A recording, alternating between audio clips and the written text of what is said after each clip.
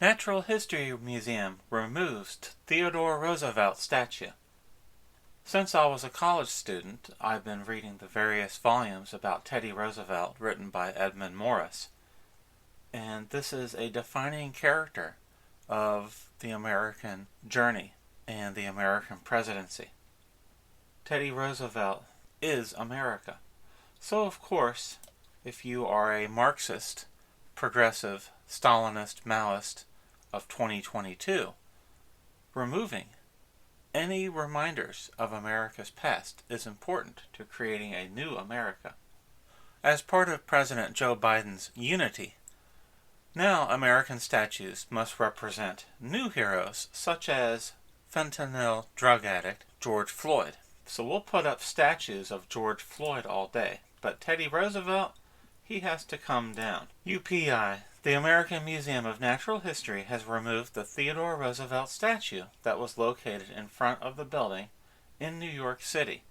The statue, which stood for over 80 years, was gone Thursday morning. Restoration of the plaza in front of the museum will continue through the spring, the museum said in a statement. The removal and restoration work is estimated to cost around $2 million. Leftists are so insane, they spend $2 million removing this statue, which harms no one. The statue features former President Theodore Roosevelt and African American and Native American figures holding subservient positions to him. Think about that line there for a moment. This is editorializing by UPI journalist Megan Hadley. How hard was it for Megan Hadley to research the sculptor's intent in creating this statue? Notice that the story lacks all context about the name of the sculptor, his intent in creating the statue, because that would require actual journalism by UPI and Megan Hadley. The sculpture was created by sculptor James Earl Fraser. According to Wikipedia, the sculpture was commissioned by the Roosevelt Memorial Association in the 1930s after Fraser had delivered his design for the Arts of Peace Memorial in Washington, D.C. The statue was placed at the entrance to the museum's Hall of Dioramas, dedicated to Carl Akeley, who had accompanied Roosevelt on a year-long expedition to Africa.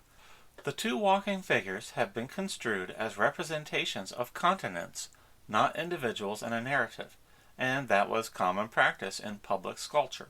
As an early champion of civil rights and equality for Black and Native Americans during the early 20th century, many feel the statue depicts Roosevelt as leading minority persons in the U.S. forward towards the promises made to all under the U.S. Constitution.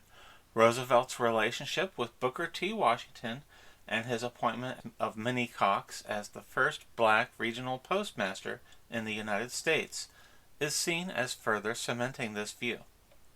Roosevelt's own comments regarding race indicated that he believed all the races were equal, but some cultures were superior due to their greater technological advances over time.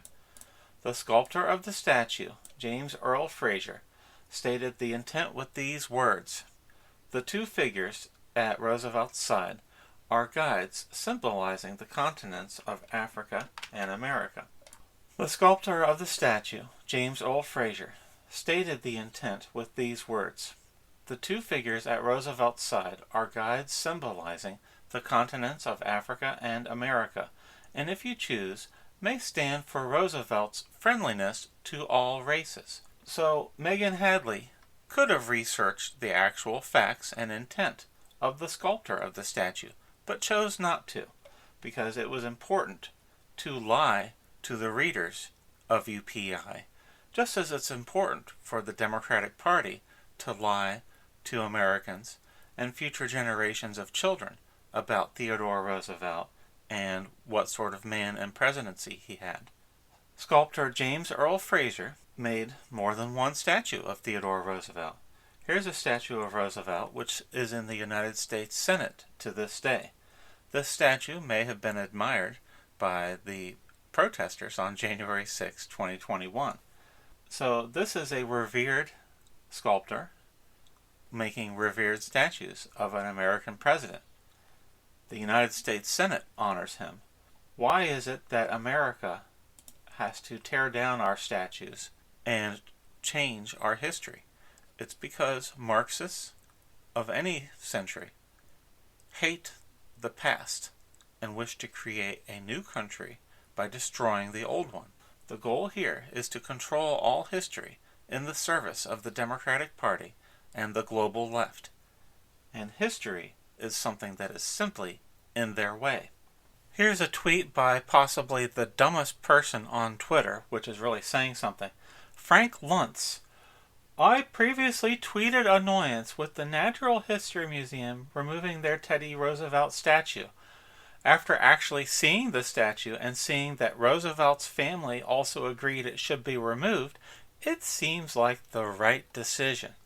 The family of Teddy Roosevelt was probably fearing to avoid this spectacle of angry Democrat mobs vandalizing and tearing down his statue.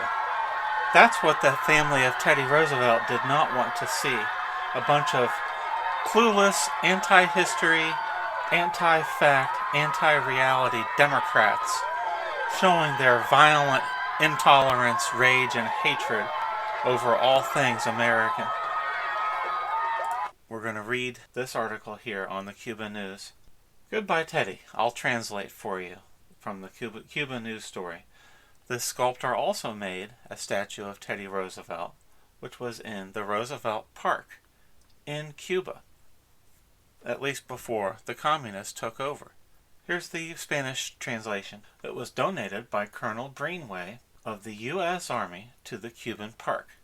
The stones were from San Juan Hill. The monument was removed in 1959 by Cuban communists. The Cuban Park is still popular, but it has no name and no official descriptions anywhere. The footprint of the Teddy Roosevelt statue is still visible there today. The fate of the statue by the communist Cuban government is unknown. We can see a common theme here. Communists in America in 2022 want this statue gone in New York, just as the communists in Cuba in 1959 wanted that statue in their country gone.